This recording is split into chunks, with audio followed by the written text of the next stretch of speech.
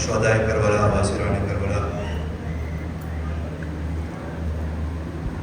امام حسین علیہ السلام کے مقدس کلمات پر گفتگو آپ سے ہو رہی ہے، اور آج ماہ محرم کی تیسری تاریخ ہو گئی، جس مہینے کا اور جن دنوں کا ہمیں بڑی بے چینی سے انتظار تھا، وہ ایام بہت تیزی سے ہم سے رخصت ہو رہے ہیں۔ اب یہ اپنے اپنے مقدر کی بات ہے کہ امام حسین کے نام سے مخصوص ان ایام میں کون کیا کیا لے کر کے جاتا ہے اور کس کے مقدر میں کیا آتا ہے۔ حالانکہ اس دروازے پہ آنے والا کبھی خالی نہیں جاتا۔ تاریخ گواہ ہے، ہم انسانوں کی بات تو الگ ہے، اگر صف ملائکہ سے بھی کوئی آ گیا تو اسے بھی حسین نے مایوس نہیں کیا، وہ بھی اپنی مرادیں یہاں سے لے کر کے گیا ہے۔ اور یہ بات بھی بہرحال قابل ذکر ہے، جب در حسین سے بالوں پر لے کر کے کوئی فرشتہ چلا اور پھر اسی انداز میں چلا جس پر اعتراض ہوا تھا، تو اس نے فوراً کہا من مثلی انا عتیق الحسین، مجھ جیسا کون ہے، میں تو حسین کا آزاد کردہ ہوں۔ یہ فقرہ فرشتے کی زبان سے بتا رہا تھا کہ جسے حسین عطا کر دے اس جیسا کوئی نہیں ہوتا۔ تو عزیزوں، اس بات پر غور کرتے ہوئے میں اپنی قوم کے ہر فرد سے کہنا چاہوں گا، یہ ایام امام حسین سے مخصوص ہیں، مولا حسین قربانیوں کے دن ہیں۔ جو کچھ مانگنا ہے حسین کے نام پہ مانگ لو، جو کچھ مانگنا ہے در حسین سے، حسین کے توسل سے طلب کر لو۔ اگر حسین کی نگاہ کرم ہو گئی تو پھر کوئی تمہیں فنا نہیں کر سکتا، کوئی تمہیں مٹا نہیں سکتا۔ ایک صلوات پڑھ دے محمد و آل محمد۔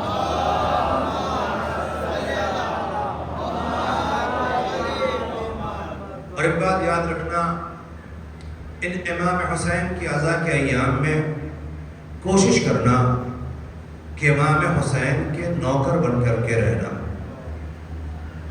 عزائے حسین کے خادم بن کر کے رہنا۔ خادم کا مطلب میں بارہا کہہ چکا ہوں، شاید پھر سے کہہ دوں، اس بارگاہ کی خدمت میں اگر چھوٹی سے چھوٹی نوکری بھی مل جائے تو اسے اپنے لیے شرف سمجھو، اسے اپنے لیے شرف سمجھو، اسے اپنے لیے باعث عزت سمجھو، اور دعا کرو کہ مولا تمہاری وہ نوکری قبول کر لے۔ اور میں آپ سب سے اپیل کرنا چاہوں گا کہ آپ میرے حق میں بھی دعا کریں کہ مولا ہماری اس خدمت کو قبول کر لے، کیونکہ اگر وہ قبول کر لیں گے تو پھر ہمیں کسی اور کی پرواہ نہیں ہے۔ کوئی واہ کہتا ہے نہیں کہتا ہے، آہ کرتا ہے کہ نہیں کرتا ہے، داد دیتا ہے کہ نہیں دیتا ہے، اسے اچھا لگتا ہے کہ نہیں لگتا ہے، یہ ساری باتوں سے بے نیاز ہو کے صرف ایک بات کہتا ہوں، اس ممبر پہ بیٹھ کر کے مولا قبول کر لیں، وہ یہی کافی ہے۔ جو نوحہ پڑھتا ہے وہ بھی اسی نیت سے پڑھے کہ لوگ ساتھ دیں نہ دیں، لوگ ماتم کریں نہ کریں، لوگ حمایت کریں نہ کریں، وہ مولا قبول کر لیں۔ جب وہ قبول کریں گے تو پھر ظاہر سی بات ہے جب ان کے یہاں قبول ہوگا تو انعام وہاں سے ملے گا، جو انعام وہاں سے ملتا ہے اس کا کوئی دنیا میں بدل نہیں ہو سکتا۔ ایک صلوات پڑھ دیجیے محمد و آل محمد۔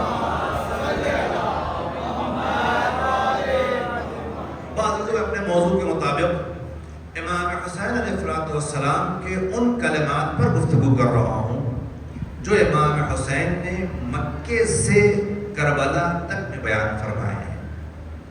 اب ظاہر سی بات ہے ساری گفتگو تو سمیٹ پانا چند جلسوں میں مجلسوں میں ممکن تو نہیں ہے، لیکن ہاں جہاں تک بات پہنچ پائے گی انشاءاللہ کوشش ہوگی کہ کچھ زیادہ تک پہنچا سکوں آپ تک۔ تو میں نے ابھی صرف اس خط پہ گفتگو شروع کی ہے جو امام حسین نے مکے سے بصرہ والوں کو لکھے تھے، اہل بصرہ کو، بصرہ کے سرداروں کو لکھے تھے، اور امام اپنا فریضہ منصبی پورا کر رہے تھے جنہیں خدا نے ہدایت کے لیے بھیجا تھا وہ لوگوں کو ہدایت دے رہے تھے، غفلت میں سوئے ہوئے ہر انسان کو بیدار کر رہے تھے اور اپنی ذمہ داری پوری کر رہے تھے۔ کوئی یہ نہ کہنے پائے ہمیں تو خبر ہی نہیں تھی حسین کب نکل گئے، کوئی یہ نہ کہنے پائے ہمیں تو پتہ ہی نہیں تھا کہ حسین نے اس باطل حکومت کا انکار کر دیا ہے۔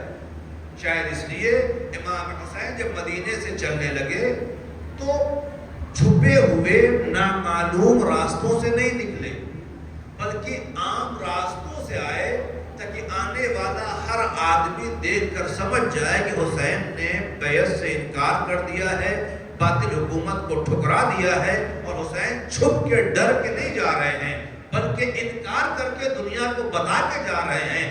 در اہل بیت کا جو فرد ہوتا ہے، خاندان اہل بیت سے جو ہو، وہ کبھی بھی باطل حکومت کی حمایت نہیں کر سکتا۔ صلوات پڑھ دے محمد و آل۔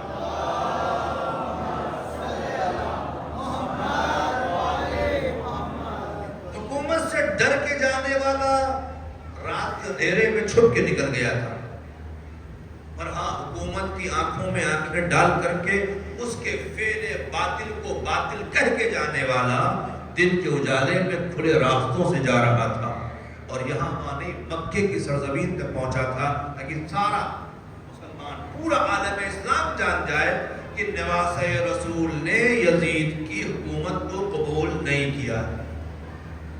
پوری دنیا کو خبر ہو جائے کہ نواسہ رسول نے یزید کو حاکم تسلیم نہیں کیا۔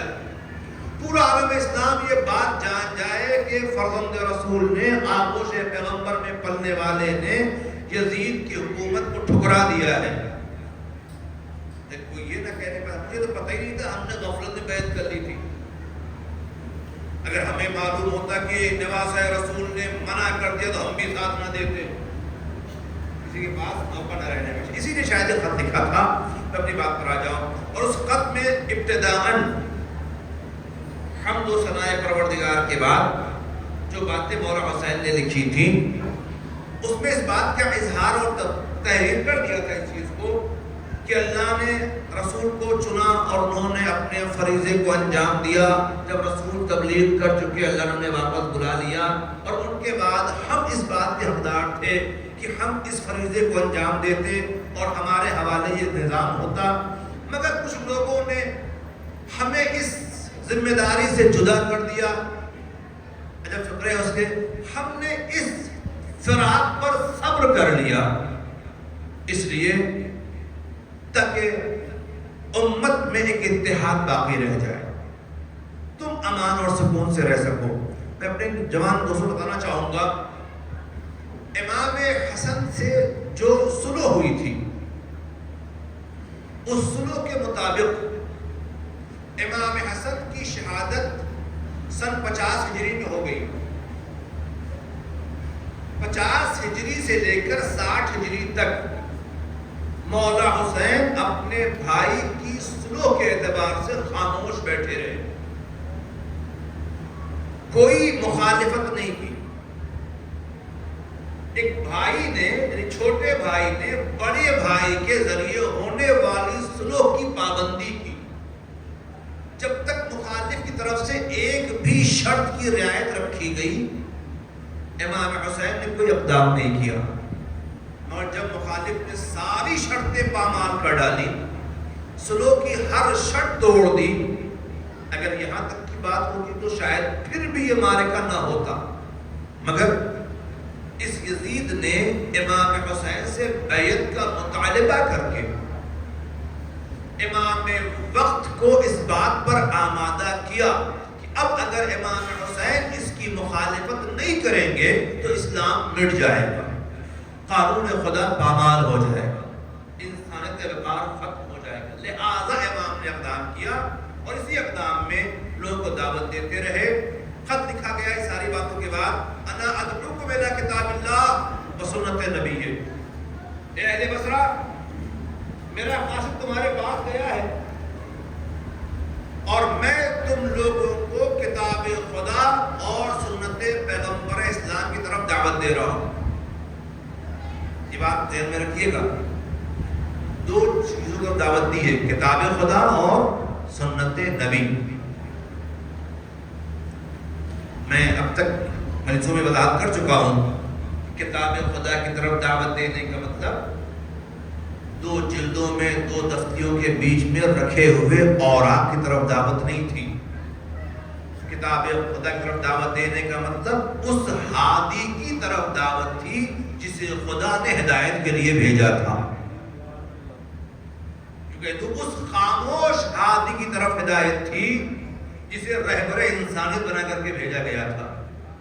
ہاں یہ الگ بات ہے، وہ خاموش رہنے والا ہادی تھا، ہدایت کے سارے رموز کے اندر ہیں۔ ایک ایسی گائیڈ ہے جسے پڑھ لیا جائے تو حیات کے سارے مسئلے حل ہو جائیں۔ میں بات ریپیٹ نہیں کرنا چاہوں گا جو میں کہہ چکا۔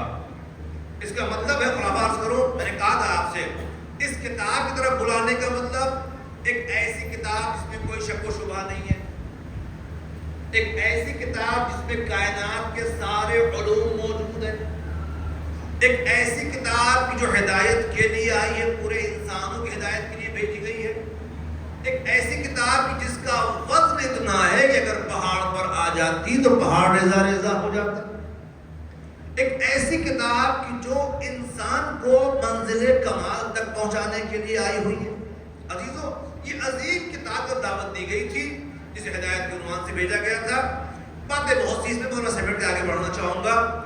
دوسرا پہلو ہے کہ سنت نبی، میں تمہیں دعوت دیتا ہوں اللہ کے بھیجے ہوئے رسول کی سنت کی طرف۔ کون کہہ رہے ہیں؟ مولا حسین کہہ رہے ہیں، توجہ سنیے گا، مولا حسین کہہ رہے ہیں۔ صلوات پڑھیں محمد و آل محمد۔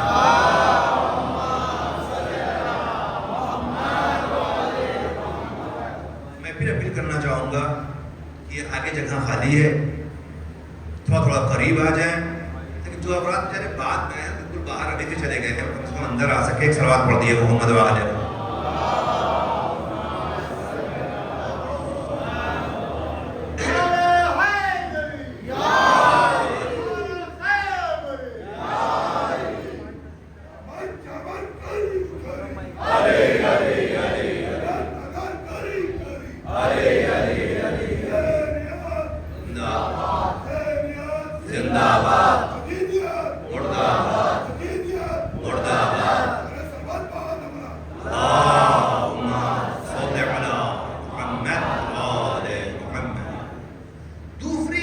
جس کی طرف مولا حسین دعوت دے رہے ہیں وہ ہے سنت پیغمبر اسلام۔ سنت کی طرف مولا حسین بلا رہے ہیں۔ بات ہے، سمجھنا پڑا سنت کیا ہے، سنت کہتے کسے، سنت کا معنی کیا ہے۔ عزیزو، اہل لغت نے سنت کے معنی جو بیان کیے ہیں اس کے اعتبار سے وہ عمل جو حضور اکرم نے انجام دیا ہے۔ توجہ کیجئے گا جو کہنا چاہ رہا ہوں، 2 لفظ ہیں، حدیث پیغمبر اسلام اور سنت پیغمبر اسلام، دونوں الگ الگ چیزیں۔ حدیث قول پیغمبر اسلام کا نام ہے جو حضور نے فرمایا ہے، سنت عمل پیغمبر اسلام کا نام ہے جو حضور نے کیا ہے۔ بہت توجہ کیجئے گا، مولا حسین دعوت دے رہے ہیں کس طرف؟ سنت پیغمبر اسلام کی طرف۔ اب اس میں ایک بات جو وضاحت کی ہے تمام علماء نے متفقہ طور پر، شیعہ سننے کی بات نہیں کر رہا ہوں میں، لفظ سنت سننے میں سمجھ لیجئے گا، اس میں کوئی تفریق نہیں ہے۔ پیغمبر اسلام کے فعل کو پورا عالم اسلام سنت مانتا ہے، چاہے وہ شیعہ ہو چاہے سنی ہو۔ جو کچھ حضور اکرم نے کیا ہے وہ پیغمبر اسلام کی سنت ہے۔ ٹھیک ہے، بات واضح۔ اب اس کے بعد کچھ سنتوں کا تذکرہ اور ہے۔ پیغمبر کی سنت میں کوئی اختلاف نہیں ہے، پیغمبر اسلام کا ہر فعل سنت پیغمبر ہے اور ہر مسلمان پر لازم ہے کہ سنت پیغمبر پہ عمل کرے۔ توجہ ہے نا؟ اس کے بعد کا مرحلہ آتا ہے بعد پیغمبر اسلام، اہل تشیع کا عقیدہ یہ ہے کہ بعد پیغمبر اسلام ائمہ معصومین علیہم الصلوۃ والسلام کا عمل سنت ائمہ ہے، اماموں کی سنت ہے. اور برادران اہل سنت کہتے ہیں کہ بعد پیغمبر اسلام صحابہ اکرام نے جو کچھ کیا ہے وہ صحابہ کی سنت ہے، سنت صحابہ کہلاتی ہے. مگر امام حسین نے نہ اپنی سنت کی دعوت دی ہے، نہ صحابہ کی سنت کی دعوت دی ہے. مولا حسین نے سنت پیغمبر اسلام کی طرف دعوت دی ہے. شاید بات پہنچا سکوں، امام حسین نے اہل بصرہ کو اتحاد کی طرف بلایا ہے، افتراق کی طرف نہیں بلایا ہے. صلوات پڑھے محمد وآل.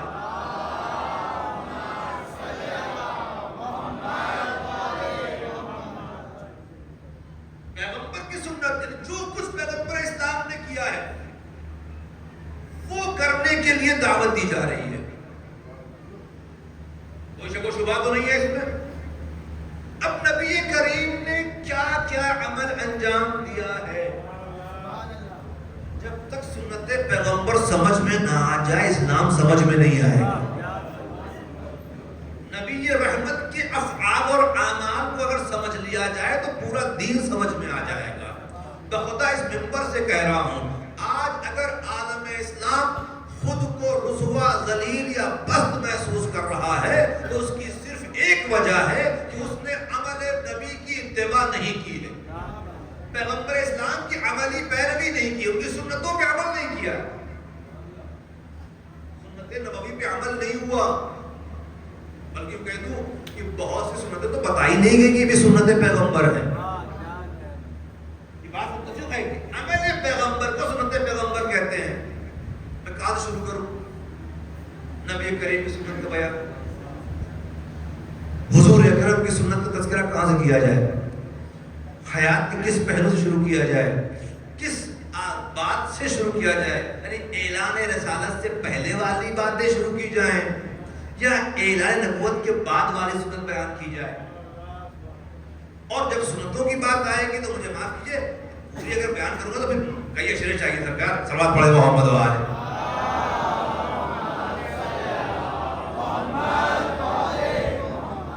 متفقہ بات کرتا ہوں میں، پیغمبر اکرم نے نماز کس طرح سے پڑھی،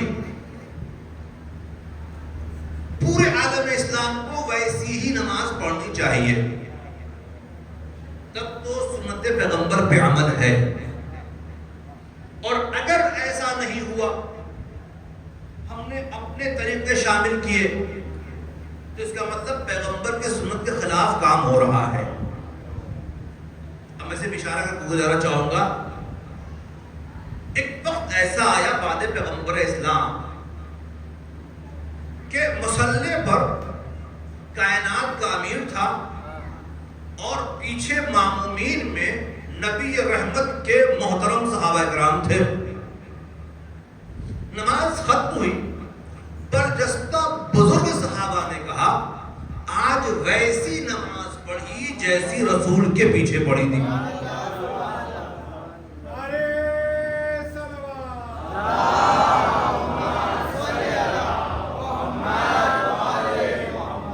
یہ بات علماء اہل سنت کی معتبر کتاب موجود ہے. اس صحابہ نے کہا کہ آج ویسی پڑھی جیسی رسول کے پیچھے پڑھی تھی. یہ وہ لوگ ہیں جنہوں نے سب کے پیچھے پڑھی ہے، پکے نمازی رہے ہیں، کبھی چھوڑا نہیں ہے. بھائی جب تک سب کے پیچھے نہ پڑھے تب تک فرق کیسے معلوم ہو کس کی کیسی تھی. اگر یہاں ماشاءاللہ پورے 2 مہینے 8 دن بہت سے علماء آتے رہیں گے اور سب نماز بہت سے لوگ پڑھاتے رہیں گے تو جس نے سب کے پیچھے پڑھی ہو وہی بتا پائے صاحب کس کی کیسی تھی، کون کیسی پڑھا رہا تھا، کس کی قرات اچھی تھی، کس کا انداز اچھا تھا، کس کے وقت کی پابندی صحیح تھی. کوئی کہتے ہیں سب کے پیچھے پڑھا ہے نا. تو اس کا جو لوگ کہہ رہے وہ سب کے ساتھ پڑھے تھے، بغیر تفریق سب کے ساتھ پڑھا. مگر ہاں جب علی کے پیچھے پڑھا تو نبی کی نماز یاد آئی. قسم خدا کی شاید مولا حسین اسی سنت کی طرف بلا رہے تھے کہ کاش تو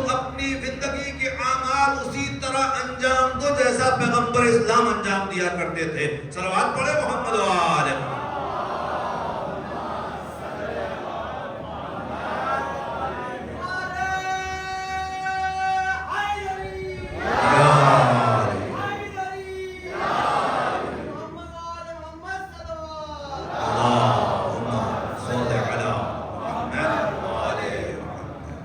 یہ پیغمبر اسلام کی سنت ہے.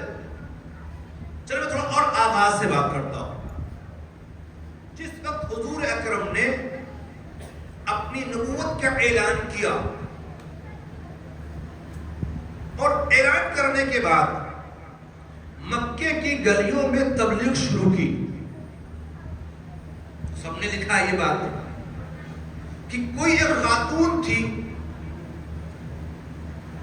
جو توحید کی قائل نہیں تھی, ایک خدا کو نہیں مانتی تھی, رسول کی باتوں کو نہیں مانتی تھی اور رسول اسلام کے اوپر کوڑے ڈال دیا کرتی تھی. لکھا ہے سب نے. یہ عمل پیغمبر اسلام ہے, سنت پیغمبر اسلام ہے. جب اس کے بیمار ہونے کی خبر آئی تو حضور اس کی عیادت کے لیے چلے گئے. عیادت ہے کیا مطلب؟ اس کا حال پوچھنے چلے گئے, بھائی آپ بیمار ہیں, کیسے ہیں, طبیعت کیسی ہے. میں پورے عالم اسلام کے مسلمانوں سے پوچھنا چاہتا ہوں, یہ عورت جس نے کلمہ نہیں پڑھا ہے, جو رسول کو رسول نہیں مانتی ہے, اگر آج کے ان کٹر پنتھی مسلمانوں سے پوچھوں جو ہر بات میں کفر کا فتویٰ دے دیتے ہیں اور ذرا ذرا سی بات پر ہر ایک کو مارنے کی بات کرنے لگتے ہیں, ذرا سی دیر میں قتل پہ آمادہ ہو جاتے ہیں, اسلحے نکال لیتے ہیں, اگر میں ان سے پوچھوں یہ بتاؤ کہ اس عورت کے ساتھ تم ہوتے تو کیا سلوک کرتے, تو شاید وہ شدت پسند کرتے کیا, آج ہی تو موقع تھا, ختم کر دی ہوتے, اس کو بڑا کوڑا پھینکا اس نے. مگر سنت پیغمبر اسلام یہ ہے کہ وہ مخالف جسے ابھی ہماری معرفت نہیں ہے, اگر وہ مریض بھی ہو جائے تو مذہبیت کو ایک کنارے رکھ کر کے پہلے انسانیت کا مظاہرہ کیا جائے, پہلے انسانیت کا مظاہرہ کیا جائے. باعتبار انسان, ایک انسان مریض ہے, اس کی خبرگیری لی جائے, اس کے حال پوچھے جائیں. جب تم انسانیت کا مظاہرہ کرو گے اتنے بڑے رسول ہو کر کے, تو پھر اب اس کے دل میں تمہاری محبت پیدا کرنا اوپر والے کا کام ہو جائے گا. میں بڑے ادب سے پوچھ لوں سوال آپ سے, اگر اجابت دیں. حضور کی سنت یہ ہے اگر مخالف بھی مریض ہو جائے تو اپنا اخلاقی فریضہ نہ چھوڑا جائے. ہماری حالت کیا ہے سرکار؟ میں اپنی بات کروں, آپ برا نہ مانیے گا. میرے بھائی ذرا جھگڑا ہو گیا, یا میرا اپنے پڑوسی کی بات پہ جھگڑا ہو گیا. جھگڑا کس بات پہ ہوا کہ پڑوسی نے پانی پھینکا میرے در کے سامنے آ گیا, ہم لڑ گئے اس سے. اب جب لڑے تو اس سے پھر کئی دن تک باتیں نہیں ہونے لگی, سلام دعا بند ہو گئی. بیچارہ وہ بیمار پڑ گیا. ہم نے اس کے ہاں جانا مناسب نہیں سمجھا کہ دشمن ہمارا ہم سے لڑتا رہتا ہے, ہمیں ستاتا رہتا ہے, ہم اس کا حال لینے کیوں جائیں. آپ یہ بتائیے, جب اپنے سگے بھائی کو ذرا سے اختلاف کی وجہ سے ہم نے ایسے وقت میں چھوڑ دیا تو کیا ہم نے سنت پیغمبر پہ عمل کیا کہ نہیں کیا؟ عمل ہوا سنت پر؟ جب عمل نہیں ہوگا تو سنت پیغمبر اسلام پر عمل نہ کرنے کا مطلب سمجھ رہے نا؟ اس کا مطلب یہ ہے کہ جس ذات کو خالق کائنات نے ہمارے لیے نمونہ عمل بنا کے بھیجا تھا, ہم نے اس کے عمل کی مخالفت کی ہے. بات چھوٹی نہیں ہے, مسئلہ اتنا ہلکا نہیں, ہلکے میں آپ نے سمجھ لیا اسے. خالق نے اسے نمونہ عمل بنایا تھا, اسوہ حسنہ بنا کے بھیجا تھا. مطلب کیا تھا؟ اس کا ہر فعل اس لائق ہے کہ اسے فالو کیا جائے, اس کو دیکھتے جاؤ جیسے جیسے یہ کر رہا ہے تم بھی کرتے رہو. اور اگر ہمارے بنائے آئیڈیل کو آپ نہیں مانیں گے تو دوستوں نوجوان ساتھیوں مجھے معاف کرنا ہے، ایک آدھ بات کڑوی بیچ میں آ جاتی کہیں نہ کہیں سے، کیا کروں؟ اگر اس کے بنائے ہوئے آئیڈیل کو ہم نہیں مانیں گے تو پھر دنیا والوں کے بنائے ہوئے آئیڈیلز کو اپنا آئیڈیل بنانا پڑے گا. پھر ان کی طرح سے الٹے سیدھے کپڑے پہننے پڑیں گے، ان کی طرح الٹا سیدھا چہرہ بنانا پڑے گا، ان کی طرح الٹی سیدھی حرکتیں کرنی پڑے گی. سب دنیا والوں سے ہیرو بنایا ہے. اس لیے بڑے ادب سے تم سے کہتا ہوں کہ دنیا والوں کے ہیرو کو اپنا آئیڈیل نہ بناؤ. جسے خدا نے ہیرو بنا کے بھیجا ہے، جسے اس نے آئیڈیل بنایا ہے، اسے اپنا آئیڈیل بنا لو. صلوات پڑھیں محمد و آل محمد.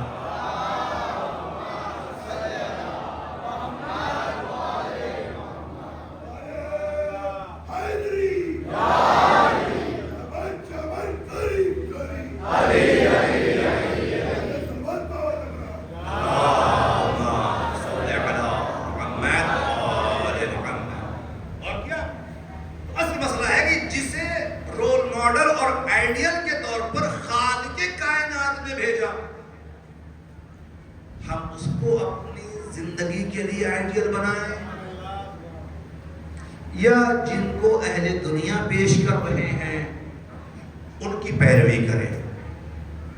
بہت توجہ. کیا ہوگا جب اہل دنیا کی پیروی میں زندگی ختم کر دو گے تو جس طرح سے دنیا محدود ہے تم بھی محدود ہو کر کے رہ جاؤ گے.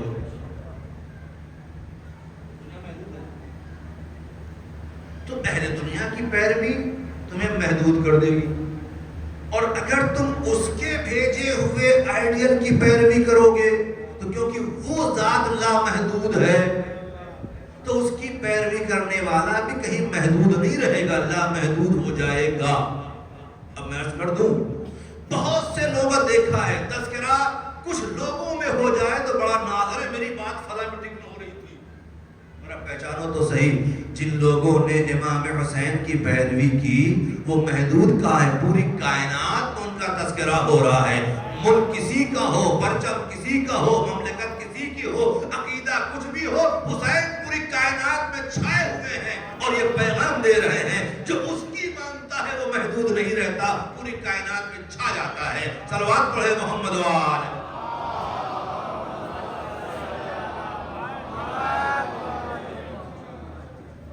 اصل بات کیا ہے کہ جس کی سنت کی طرف بلایا گیا، اس کے عملی پیروی، جو کچھ حضور نے کیا ہے اس کو فالو کریں.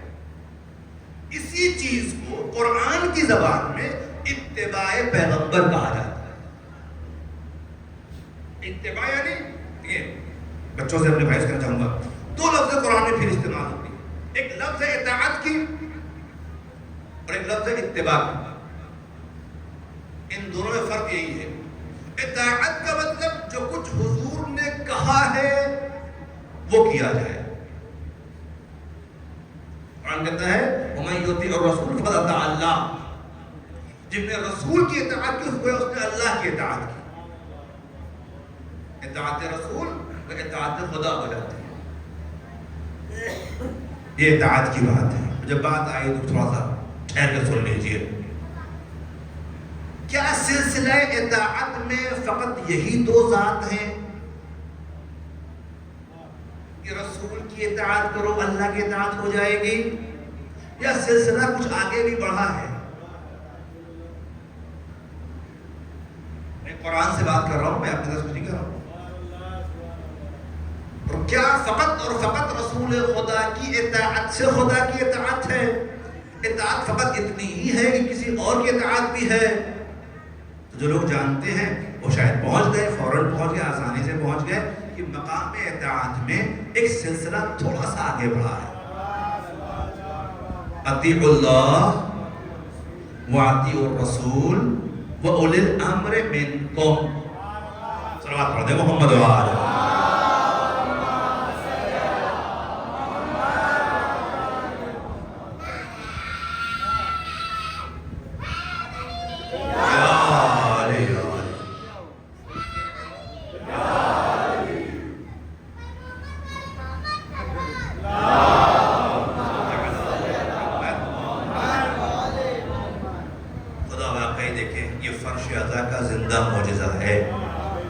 جو ان بچوں میں اتنا حوصلہ دے کے چلا جاتا ہے، ورنہ اور قوموں کے بڑے بڑے نہیں بول پاتے، بچوں کی دور کی بات۔ تو بات تھی کہ اطاعت کے سلسلے میں قرآن کی آیت بالکل صریحی طور پر موجود ہے۔ اب جو اسے نہ مانے وہ قرآن کا مخالف ہے۔ اطیعوا اللہ واطیعوا الرسول واولی الامر منکم۔ ایک باریکی اس میں یہ ہے کہ لفظ اطیعوا کا استعمال 2 مرتبہ ہوا، اور مصداق جو متعین کی اطاعت کرنی ہے وہ 3 ہیں۔ اطیعوا اللہ، اس اطیعوا کے ساتھ صرف اور صرف اللہ، واطیعوا الرسول، دوبارہ پھر اطیعوا استعمال ہوا اور رسول کے ساتھ۔ اب تیسری بار پھر اطیعوا استعمال نہیں ہوا ہے۔ وَأُولِي الْأَمْرِ مِنْكُمْ، اہل ادب کہتے ہیں یہاں صرف واو کے ذریعے سے اولی الامر کو رسول پہ عطف کرنا یہ بتا رہا ہے کہ جیسی اطاعت رسول کی ہوگی ویسی صاحب امر کی بھی ہوگی۔ صلوات پڑھیں محمد وآلہ۔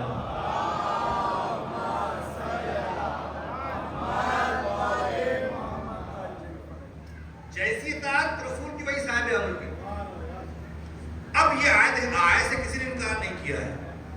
عالم اسلام کا کوئی مسلمان ایسا نہیں جس نے اس آیت کا انکار کیا ہو۔ سب مانتے ہیں کہ ہاں اطاعت خدا کی ہوگی، رسول کی ہوگی، صاحب امر کی۔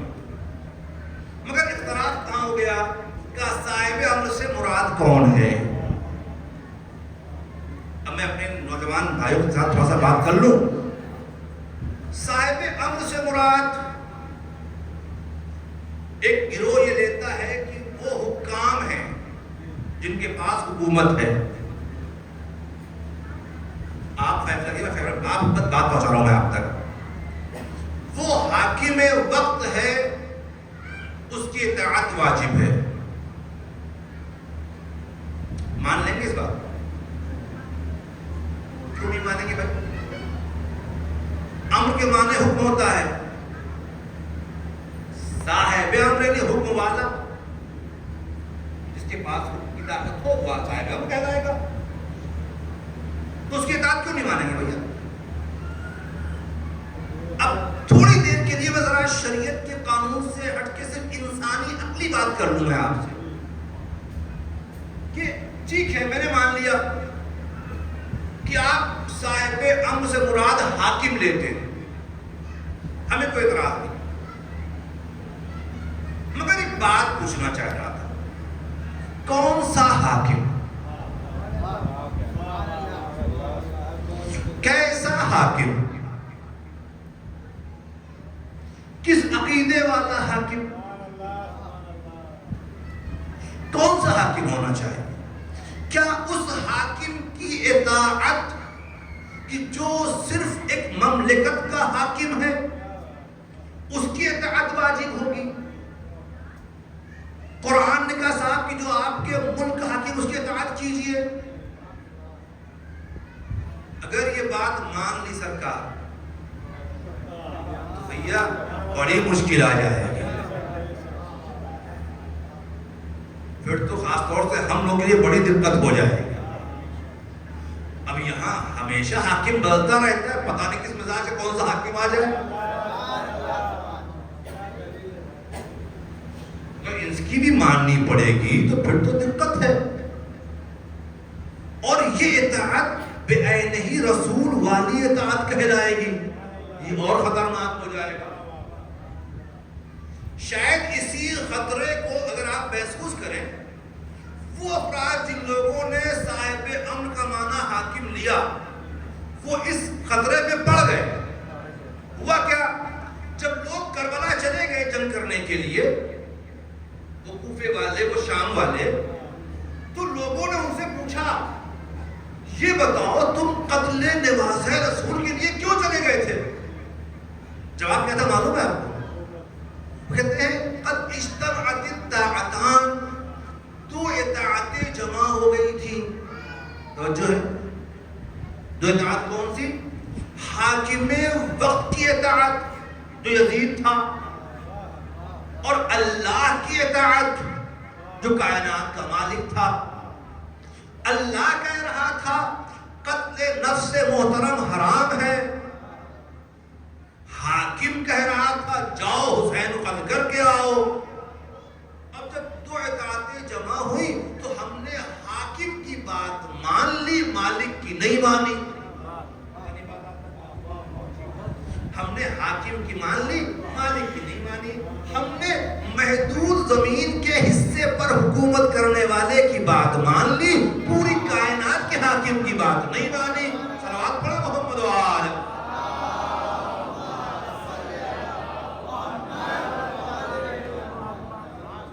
نتیجہ کیا ہوا؟ جن لوگوں نے صاحب امر سے مراد حاکم وقت لیا وہ یزید جیسے حاکم کی پیروی پہ مجبور ہو گئے، اور قیامت تک کے لیے ایسا دھبا ان پر لگا ہے کہ نسلیں بھی چھڑا نہیں سکتی. کیوں؟ کہ آپ نے اس حاکم کی بات مانی جو محدود حکومت کا حاکم تھا. ہم معنی پہ بحث نہیں کر رہے ہیں، ہم ذرا آپ کا شعور اور آپ کی فکر کی بلندی دیکھنا چاہتے ہیں. اتنا سا ہی فرق ہے کہ آپ نے صاحب امر کا معنی حاکم لیا، ہمیں کوئی اعتراض نہیں ہے. وہ فرق اتنا سا ہو گیا کہ آپ نے تخت کے محتاج حاکم کو حاکم سمجھ لیا، آپ نے حدود میں محدود حاکم کو حاکم مان لیا، آپ نے لوگوں کی حمایت سے کرسی پانے والے کو حاکم سمجھ لیا. مگر ہم نے اس کا معنی تھوڑا وسیع سمجھا. ہم نے کہا نہیں، حاکم وہ ہوگا جو اشارہ کرے تو ہوا بھی پیروی کرتی ہوئی نظر آئے.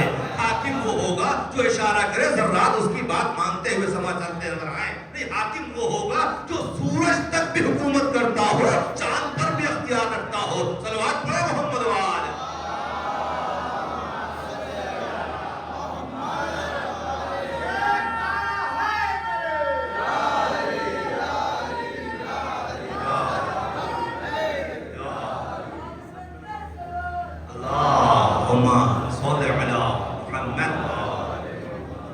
حاکم کو ماننے کا معیار تھوڑا سا بدل گیا. آپ نے اس حاکم کو واجب الطاعت مان لیا جو اپنے جیسے مجبور افراد کی حمایت سے تخت حکومت تک پہنچا ہو.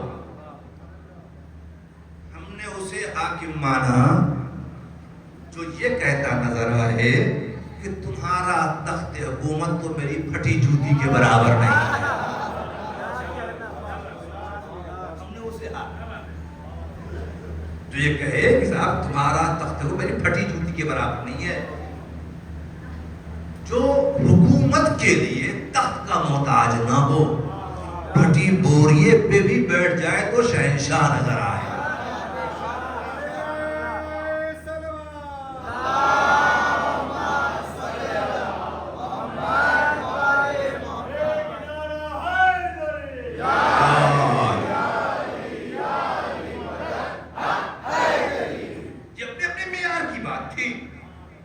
آپ نے اسے حاکم مانا جو اپنی خواہشات کا اسیر ہو. ہم نے اسے حاکم مانا جو وما تشاؤون الا ان یشاء اللہ کا مصداق ہو، جو خود کچھ نہ چاہتا ہو سوائے وہ جو خدا چاہتا ہو، جو مشیت رب کے اعتبار سے چلتا ہو. جب اس کو حکم ہو طاقت دکھانے کا تو 2 انگلیوں سے در خیبر اٹھا لیتا ہو، اور جب اسے حکم ہو جائے نہیں اب صبر کر لینا ہے تو ہر میدان کے بھگوڑے میں اتنی جرأت پیدا ہو جائے کہ علی سے منہ پہ آ کر کے باتیں کر سکے. وہ اتنی سی بات ہے، حاکم صاحب امر اس کا اختیار ہو. اب کس بس دیکھیں فرق سمجھیے گا کہنا چاہ رہا ہوں. آپ نے انہیں حاکم تصور کر لیا، واجب الطاعت حاکم اسے مان لیا جو چند چیزوں پر حکومت کرتا ہو. ہم نے کہا نہیں، واجب الطاعت حاکم وہ ہوگا جو ہر شے پہ حکومت کرتا ہو. ظاہر سی بات ہے، اور ہر شے پہ حکومت کرنے کا مطلب کہ اس پر کوئی چیز حکومت نہیں کرے گی. وہ اور ہوں گے جن پر ان کا نفس حاکم بن جاتا ہے.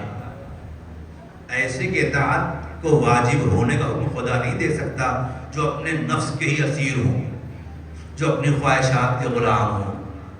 ایسے کی اطاعت واجب ہوگی کہ جو کبھی بھی اپنے نفس کا اسیر نہ ہو. بلکہ آسان لفظوں میں کہہ دوں، خدا کبھی بھی کسی ظالم کی اطاعت کو واجب نہیں قرار دے گا. اب وہ ظالم چاہے غیروں پہ ظلم کرے تب بھی ظالم ہے، خود اپنے اوپر ظلم کرے تب بھی ظالم ہے. وہ دعا کا فقرہ آپ کو یاد ہوگا، ظلمت نفسی. لوگ اپنے نفس پہ ظلم کرتے ہیں تو مجھے ذرا بتائیے کہ جن لوگوں نے وحدہ لا شریک قادر مطلق خدا کے ہوتے ہوئے اپنے ہاتھ کے تراشے پتھروں کے سامنے سر جھکا دیا، کیا انہوں نے اپنے اوپر ظلم نہیں کیا؟ اور صریح بات ہے، خدا کا فیصلہ ان الشرک لظلم عظیم، شرک ظلم عظیم کا نام ہے.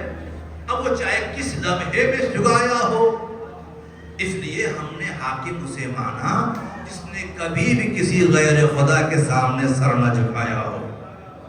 اور پورا عالم اسلام اس بات کو متفقہ طور پہ قبول کرتا ہو، کرم اللہ وجہہ صرف علی کی ذات ہے جس نے کبھی غیر کے سامنے سر نہیں جھکایا. صلوات پڑھے محمد و آل محمد.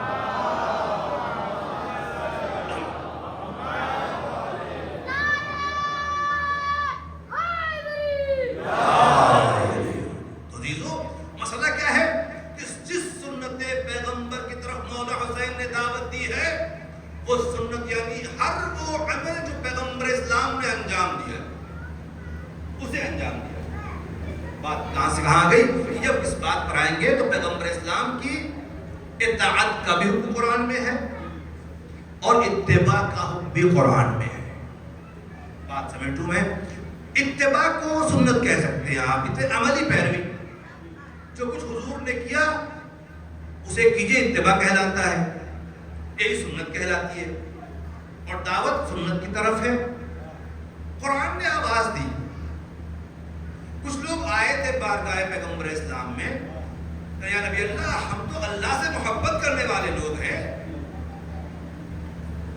قدرت نے کہا ان سے کہہ دو، قل ان کنتم تحبون اللہ فاتبعونی یحببکم اللہ. جب کچھ لوگوں نے یہ دعویٰ کیا کہ ہم اللہ سے محبت کرتے ہیں تو حکم خدا آیا کہ میرے حبیب ان دعویٰ کرنے والوں سے کہو کہ اگر تم اللہ سے محبت کرتے ہو تو میری پیروی کرو. کس کی؟ نبی کی پیروی کرو. محبت کا دعویٰ خدا سے، پیروی کس کی؟ نبی کی. تو جو لوگ اللہ سے محبت کا دم بھرتے ہیں،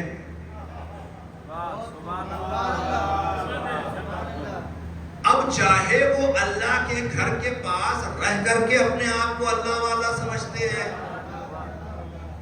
اور یہ دعویٰ صاحب خالی ہم ہی اللہ والے ہیں، باقی سب نعوذ باللہ مشرک ہیں، سب خالی بدعت و حرام کرتے ہیں اور خالی ہم اللہ کے چاہنے والے ہیں، ان دعوے داروں سے خدا کا اعلان یہ ہے کہ اگر تمہیں دعویٰ محبت ہے تو نبی کی پیروی کرو، نبی کی اتباع کرو.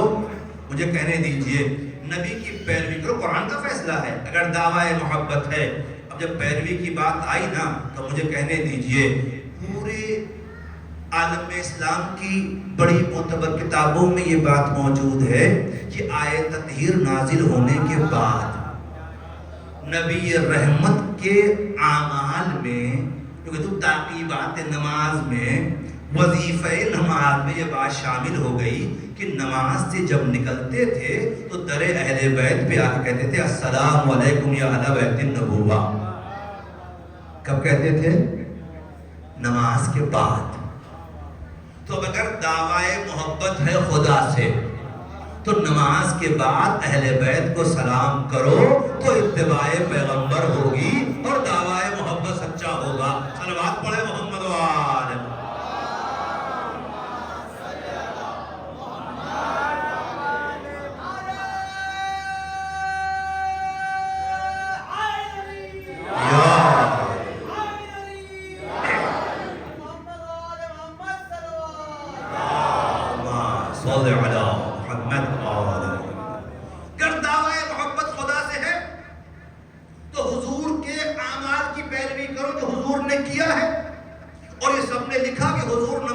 بعد جب آیت نازل، اس کے بعد جب نماز کے بعد نکلتے تھے در اہل بیت پہ آ کے سلام کرتے تھے. تو پھر اگر آپ چاہتے ہیں کہ آپ اللہ کے محب اور اچھا اگر پیروی کریں گے تو کیا ملے گا؟ پھر خدا بھی تم سے محبت کرے گا. یعنی محبت دو طرفہ ہو جائے گی، ایک طرفہ نہیں رہے گی. تم محبوب بن جاؤ گے اللہ کے. کب؟ جب نبی کی پیروی کرو گے. یا میں اپنے موضوع کے اعتبار سے کہوں، جب سنت پیغمبر پہ عمل کرو گے، نبی کی سیرت پہ عمل کرو گے، تو کیا ہوگا؟ اللہ بھی آپ سے محبت کرے گا. محبت میں سیرت میں کیا ہے کہ حضور سلام کرنے جاتے تھے در اہل بیت پر. ٹھیک ہے. اور یہ بات بھی آپ جانتے ہیں، سبھی نے لکھا ماشاءاللہ سے، کہ مولا حسین کو رسول اسلام اپنے کاندھے پہ بٹھا کے لے کے جاتے تھے. یہ عمل پیغمبر ہوا کہ نہیں ہوا؟ کہ نبی اپنے کاندھے پر بٹھا کر کے حسن حسین کو لے کے جا رہے ہیں. عمل ہے نا نبی کا. سنت بھی نہیں ہے سنت نبی کی، جو کرے وہ سنت ہے. اس سنت پہ کیسے عمل کیا جائے گا؟ بھائی نبی نے کیا ہے. اب جو لوگ حسن اور حسین کی محبت بھی برداشت نہیں کرتے، انہیں کاندھے بٹھانا بہت دور کی بات ہے، ان کی محبت بھی برداشت نہیں کرتے، تو اس کا مطلب ہے کہ اتباع پیغمبر نہیں کر رہے ہیں، یعنی سنت پیغمبر اسلام پہ عمل نہیں کر رہے ہیں. مجھے تعجب اسی بات پر ہے کہ نبی کی سنت پہ عمل بھی نہ ہو، پھر بھی اپنے آپ کو سنت والا کہا جائے. یہ دقت والی بات ہے نا. اگر واقعی طور پر ہم سنت پیغمبر اسلام پہ عمل کریں تو حق ہے میں کہنے کا جو کچھ نبی نے کیا تھا. اب ہم نے اپنی بات پہنچا دوں، شاید پہنچ جائے. ہم کیا کرتے؟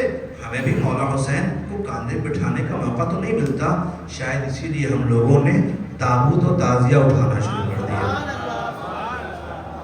وہ نہ صحیح ان سے منسوب کوئی چیز ہی اپنے کاندھے پہ اٹھا لے، شاید یہی اس سنت کی پیروی میں شمار کر لیا جائے. صلوات پڑھ دے محمد و آل محمد.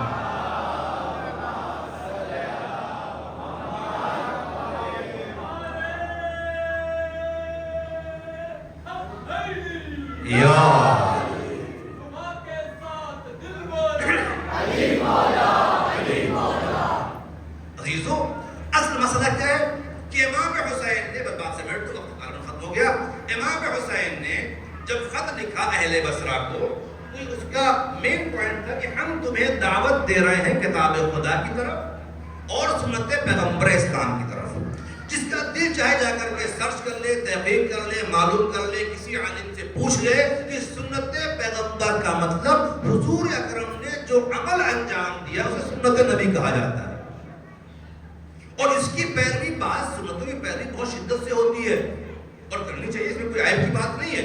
کہ حضور مسواک کیا کرتے تھے، سنت ہے نبی کی، کیجئے، شوق سے سب کو کرنا چاہیے، اچھی بات ہے. مجھے خالی بعض سنتیں مانی جائیں، بعض نہ مانی جائیں، یہ کون سا اسلام ہے بھائی؟ کہیں ایسا تو نہیں ہے صاحب کہ آپ کی طبیعت بھی ایسی ہے کہ جو اسلامی قانون میری پسند کا ہوگا وہ مان لیں گے، جو میرے خلاف ہوگا وہ نہیں مانیں گے. صلوات پڑھ دیں محمد و آل.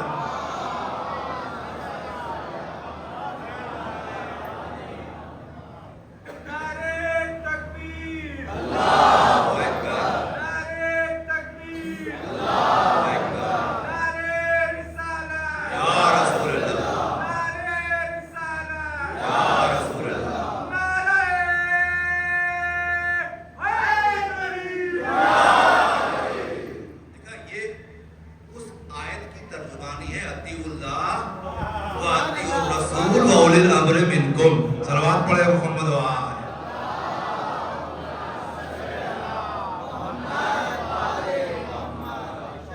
تو یاد رکھیں، اسلام کسی کی طبیعت کے اعتبار سے نہیں چلتا.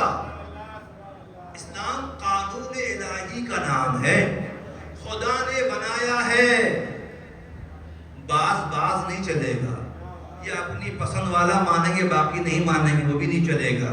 مجھے معاف کرنا، ہم میں بھی بہت سے ایسے ہیں جو خالی اپنی پسند والا دین چاہتے ہیں، جو میرے خلاف ہو وہ دین نہیں چاہیے. لفظ بدل دوں، جو میری پسند کے اعتبار کی بات کرے وہی خطیب اچھا ہے، جو مجھے آئینہ دکھائے وہ بالکل نہیں چاہیے. صلوات پڑھے محمد وآلہ.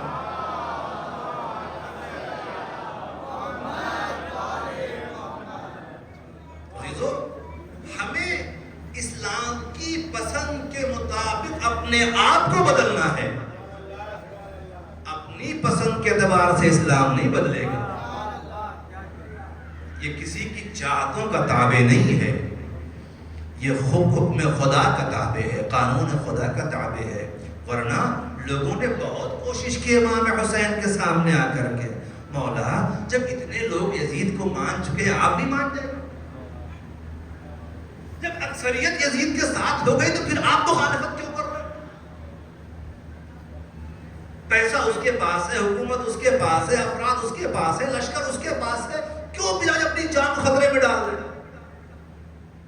شاید امام حسین آواز دے، نادان دولت و حکومت و اقتدار و لشکر و عسکر کو دیکھ کر کے اپنے آپ کو بیچنے والے اور ہوں گے، مگر جسے خدا نے حکومت کا تاج دے رکھا ہے وہ غیروں کے سامنے سر نہیں جھکا سکتا، باطل کی حمایت نہیں کر سکتا، باطل کا ساتھ نہیں دے سکتا. ولو میرا سر قلم کر دیا جائے اگر خدا یہی چاہتا ہے. صلوات پڑھیں محمد و آلہ.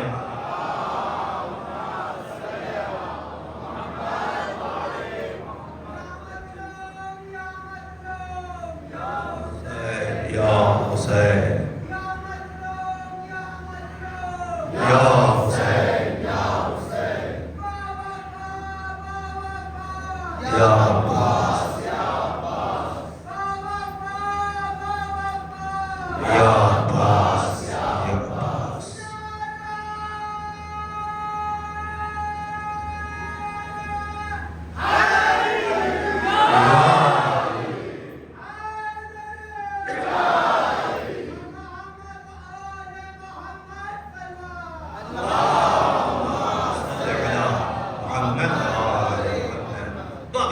تو جس شے کی طرف امام حسین دعوت دے رہے ہیں، کتاب خدا، سنت پیغمبر اسلام. سنت کا مطلب وہ عمل جو پیغمبر نے انجام دیا ہے. عزیزو میں نے ابھی آیت پڑھی نا، اگر تم دعویٰ کرتے ہو کہ تم خدا سے محبت کرتے ہو تو اللہ بھی کہتا ہے اگر ہم سے محبت ہے تو میرے حبیب کی پیروی کرو. پیروی مطلب جو میرا حبیب کرتا ہے تم بھی کرتے چلے جاؤ. تب کیا ہوگا؟ جب تم میرے حبیب کی پیروی کرو گے تو ہم بھی تم سے محبت کریں گے. اگر تم نے میرے حبیب کی پیروی نہیں کی تو تمہارا دعویٰ رہے گا، ہم تم سے محبت کرنے والے نہیں ہیں. ٹھیک ہے. اب اللہ جس سے محبت نہ کرے وہ کہاں جائے گا؟ اب باقی آپ سمجھ لیجیے گا اپنے حساب سے. وہ محبت اسی سے کرے گا جو حضور اکرم کی پیروی کرے گا، حضور اکرم کی اتباع کرے گا. جیسا کردار حضور نے پیش کیا اس میں عمل پیرا ہوگا. اب میں ذرا سی بات آپ سے کر لوں، یہ جو ہم لوگ امام حسین کو یاد کرتے ہیں، امام حسین کا تذکرہ کرتے ہیں، مولا حسین پہ روتے ہیں، یہ کیا ہے؟ یہ ہے کیا؟ اگر حضور اکرم روئے ہیں تو حضور کی سنت ہے، اور اب حضور کے بعد رونے والے حضور کی پیروی میں رو رہے ہیں، اور جو حضور کی پیروی کریں گے اللہ ان سے محبت کرنے لگے گا. بھائی میں فقرہ عام طور سے کہتا ہوں، ہم امام حسین پر کسی کو جلانے کے لیے نہیں روتے، ہمیں خدا سے محبت ہے، اس کی محبت پانے کے لیے حسین پہ رو رہے ہیں. صلوات پڑھو محمد وآلہ.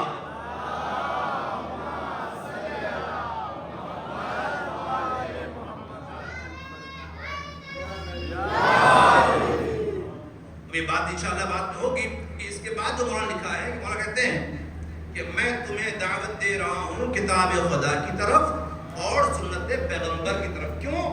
لأن السنت قد امیتت والبدعت قد احیت. سنتیں مردہ کی جاتی ہیں، یہ مولانا نے لکھا ہے، کہ سنتیں مردہ کی جا رہی ہیں، نبی رحمت کی سنتوں کو پامال کیا جا رہا ہے، اور بدعتیں زندہ ہو رہی ہیں،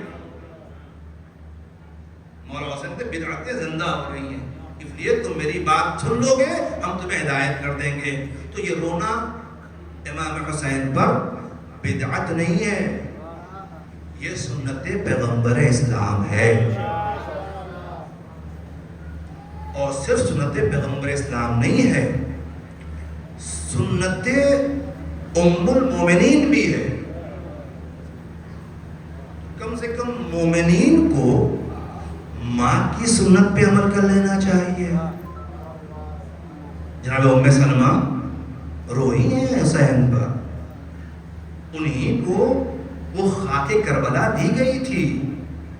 ام سلمہ نے دیکھا تھا خواب میں کہ پیغمبر اسلام آئے ہوئے ہیں اور ان کے سر پہ خاک پڑی ہوئی ہے، پوچھا کہاں سے آ رہا؟ کربلا سے آ رہا۔ تو عزیزو، یہ وہ مسئلہ ہے کہ یہاں حسین مظلوم کی مظلومیت پر رونا سنت پیغمبر اسلام بھی ہے۔ اچھا چلیں سب چھوڑ دوں میں، کم سے کم آدمی ہونے کے ناطے سنت آدم پر ہی عمل کر لو۔ آدم بھی تو روئے تھے نا حسین پر، جب جناب آدم کو نام بتائے گئے تھے پنجتن کے اور مولا حسین کا نام آیا تھا، ان کا دل بے چین ہوا تھا، انہوں نے پوچھا پروردگار ان 5 اسماء میں یہ نام بڑا عجیب سا ہے، اس کو سننے کے بعد دل مضطرب ہو رہا ہے۔ تو نبی آدم کو بتایا گیا کہ دیکھو یہ نام آخری نبی کے نواسے حسین کا ہے، اس پر کربلا میں یہ مصیبتیں ڈھائی جائیں گی، اور وہ گریا گناہ ہو گئے، کم سے کم آدمیت کے ناطے رو لیا کرو کہ آدم کی اولاد ہو۔ مگر ہاں، یہ شرف سب کو نہیں ملتا، شاید یہ بھی نہ ملتا ہو کہ غم حسین میں بہنے والے آنسو کسی مقدس رومال کا حصہ بن جاتے ہیں۔ اس مقدس رومال میں سب کے آنسو تو نہیں آ سکتے، اس کے تقدس کا خیال رکھنا ہوتا ہے۔ عزیزو، میں نے بات ختم کر، انشاءاللہ کافی گفتگو ہوگی کس طرح سے سنت مردہ کی جا رہی تھی، کس طرح بدعتیں زندہ ہو رہی تھی، جس کے طرح مولا حسین پکار رہے تھے۔ لو سوگوارو، 3 محرم ہو گئی،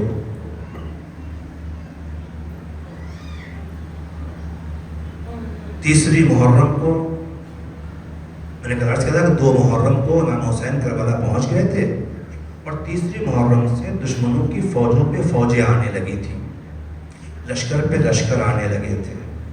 جب ہر طرف لشکروں کی کثرت بڑھتی چلی گئی، میں سرخ مجلس میں بات کہی ہے کہ تقریباً 10 سپہ سالاروں کی قیادت میں 50 سے 55 ہزار تک سپاہی کربلا پہنچ گئے،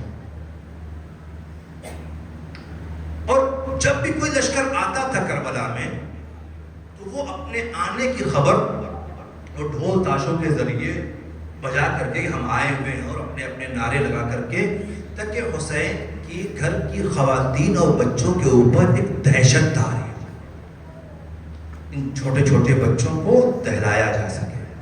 لشکر آتے رہے اور تعداد بڑھتی رہی۔ جناب زینب کبریٰ نے اپنے بھیا سے کہا، بھیا کیا کوئی آپ کا یہاں مددگار نہیں ہے؟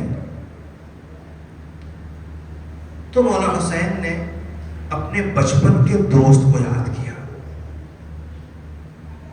کہا بہن ایک دوست ہے بچپن کا، کون؟ کہ حبیب ابن مظاہر۔ خط لکھا ہے امام حسین نے، لکھتے ہیں کہ من الحسین الغریب الی رجل فقیہ، حسین غریب کی طرف سے رجل فقیہ حبیب ابن مظاہر کے نام۔ میرے دوست حبیب ابن مظاہر، میں دشمنوں کے نرغے میں گرا ہوں۔ میں نے کہا بعض علماء نے اس بات کو بھی پڑھایا ہے کہ جب یہ خط امام حسین لکھ چکے تو جناب زینب کو سنایا، سننے کے بعد شہبادی میں نے کہا دی بھیا ایک فقرہ میری طرف سے بڑھا دیجئے اور لکھ دیجئے حبیب آنے میں دیر نہ کرنا، حسین نرغے عطا میں۔ لو عزادارو، امام حسین کا خط جناب زینب کی خواہش پر حبیب ابن مظاہر کے نام کوفے پہنچ گیا۔ کوفے جب خط پہنچا ہے تو روایت لکھتی ہے، علی مختار لکھتے ہیں کہ قاصد نے جا کر کے دروازہ کھٹکایا ہے، دق الباب ہوا، اندر سے آواز آئی کون؟ جواب ملا انا برید الحسین، میں حسین کا قاصد ہوں۔ بس ہو گوارو، جیسے یہ فقرہ حبیب نے سنا، میرے مولا کا نامہ بر آیا ہوا ہے، میرے مولا کا خط لے کر کے میرے آقا کا پیغام آیا ہوا ہے، اے حسین والو، محبت امام حسین سے شرسال لوگوں، اور تصور کرو حبیب کی محبت کس مرحلے پہ تھی۔ جیسے ہی نام سنا فوراً دسترخوان پہ تھے، اٹھے دروازے کے پاس گئے، دروازہ کھولا، خط لیا، اسے چوما، آنکھوں سے لگایا، اور اس کے بعد جو خط کھولا ہے صرف آنکھوں سے آنسو بہ رہے تھے، مضمون پڑھ کر کے کہ امام من الحسین الغریب۔ حبیب بے قرار ہو کے رونے لگے، رو۔ حبیب نے اپنے کو قابو کیا، واپس گھر میں داخل ہوئے، اور گھر میں آنے کے بعد زوجہ نے پوچھا کون تھا؟ کہا مولا قاصد آیا ہوا تھا، مولا کا پیغام لایا ہوا ہے۔ کیا پیغام ہے؟ مولا کربلا میں نرغہ عادا میں گرے، کہا ہے بلایا ہے، مدد کے لیے مجھے بلایا ہے۔ دل چاہتا ہے حبیب سے کہوں حبیب تمہاری عظمت کو لاکھوں سلام، تمہیں فرزند زہرا نے اپنی نصرت کے لیے بلایا ہے، خط لکھ کر کے بلایا ہے، حبیب جاؤ۔ اور شاید حبیب کچھ اور امتحان دینا چاہتے تھے۔ ایک مرتبہ زوجہ نے پوچھ لیا کیا ارادہ ہے؟ کہتے ارادہ کیا ہے؟ سوچتا ہوں اگر میں چلا گیا تو تمہارا کیا ہوگا؟ بس سننا تھا مومنہ تڑپ گئی ہے حبیب، علی کی بیٹیاں وہاں نرغہ عادا میں اور تمہیں ہماری فکر ہو رہی ہے، تم کہتے ہو ہمارا کیا ہوگا؟ اے حبیب اگر تم نہیں جانا چاہتے تو بیٹھو، میں جاؤں گی امام کی نصرت کے لیے۔ اپنی زوجہ کا جذبہ دیکھا، حبیب نے بہت سے دلاسا دیا، کہتے گھبراؤ نہیں، میں نے جانے کا ارادہ کر لیا ہے، بلا مولا بلائے اور میں نہ جاؤں۔ حبیب چلے، غلام حبیب کا پہلے ہی سوائے لے کر کے باہر جا چکا تھا۔ حبیب جب قریب پہنچے تو کیا دیکھا کہ غلام اس گھوڑے سے کچھ باتیں کر رہا اور اس سے کہہ رہا ہے دیکھو گھبراؤ نہیں، اگر مولا نے آنے میں دیر کی نا تو میں تم پر سوار ہو کر کے فرزند زہرا کی نصرت کے لیے چلوں گا۔ یہ فقرہ حبیب کے کانوں میں پہنچا، حبیب تڑپ گئے، بے قرار ہو گئے، اپنے امام کی مظلومیت کو سوچ کر کے آکتے اپنے غلام جا مجھے رائے خدا میں آزاد کر دیا۔ روایت غلام نے ہاتھوں کو جوڑ لیا، مولا جب تک اپنی خدمت کرانی تھی اپنے ساتھ رکھا، آج مولا کی نصرت کا مسئلہ ہے، مجھے آزاد کرتے ہیں، میں آپ کے ساتھ چلوں گا، میں بھی امام کی نصرت میں قربانی دینے کے لیے آمادہ ہوں۔ تو غلام بھی امام حسین کی مظلومیت پر حبیب کے ساتھ ساتھ چلا۔ بابا چند فکر سب ختم کر رہا ہوں گفتگو میں۔ حبیب ادھر کربلا پہنچے، زمین کربلا پر کوفے کی جانب خاک اڑتی دکھائی دی۔ امام حسین نے مولا عباس جناب علی اکبر دیکھو میرا بچپن کا دوست آ رہا ہے، ورا پڑھ کر کے اس کا استقبال کو دوستو، وقت مصیبت جب کوئی اپنا دکھ جائے تو دل بھر آتا ہے، دل چاہتا ہے سارا درد اس سے بیان کر دیا جائے۔ بچپن کا دوست مصیبت میں گھرے ہوئے حسین کے سامنے آ گیا، ایک مرتبہ حبیب کا استقبال ہوا، حبیب کو سینے سے لگایا، امام نے جس طرح سے استقبال کیا تمام احباب نے اس کی خوشی کا اظہار کیا۔ روایت کی جناب زینب نے جیسے ہی محسوس کیا کہ بھیا کے احباب کے درمیان کچھ ایک ہمہمہ سا ہوا ہے، کچھ شور سا ہو رہا ہے، فضہ کا فضہ جا کے برا دیکھو تو صحیح کیا بات ہے۔ فضہ آئی، آنے کے بعد جا خبر دے شہزادی مبارک ہو، آپ کے بھائی کا بچپن کا دوست حبیب آ گیا ہے۔ شہزادی زینب کہتی فضہ جا کے حبیب کو میرا سلام کہہ دو۔ اے عزیز و فضہ آئی کہتی ہے حبیب تجھے زہرا کی بیٹی نے سلام کہا ہے۔ بس سننا تھا، حبیب نے سر سے امامہ اتار کے پھینکا، ایک مرتبہ بے چین ہو کر کے اپنی بے چینی کا اظہار کہ وہ دو فکریں سن لو، میں نے ختم کر دی مجلس۔ یہ حبیب مسلسل مولا حسین کے ساتھ ساتھ رہے، آخر وہ عاشور کا دن آ گیا۔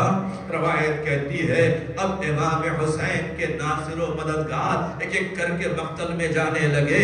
امام حسین اپنے ہر مددگار کی شہادت پر اسی طرح بے چین ہو کر کے دوڑ کے جاتے تھے جیسے اکبر کی شہادت میں گئے تھے، جیسے عباس کے بلانے پہ گئے تھے۔ مولا حسین نے فرق نہیں کیا۔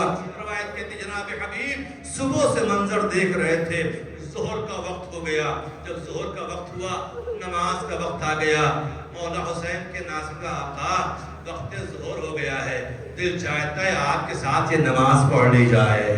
اے حسینیوں, اے حسین غریب کا ماتم کرنے والوں, اے مظلوم کربلا کا ماتم کرنے والوں, جب حسین کا ماتم کرنے لگو نا تو تمہیں یہ بات ذہن میں ہونی چاہیے. کربلا کے میدان میں وقت ظہر حسین کے ناصروں نے کہا تھا مولا وقت نماز آ گیا ہے, نماز پڑھ لینا چاہیے.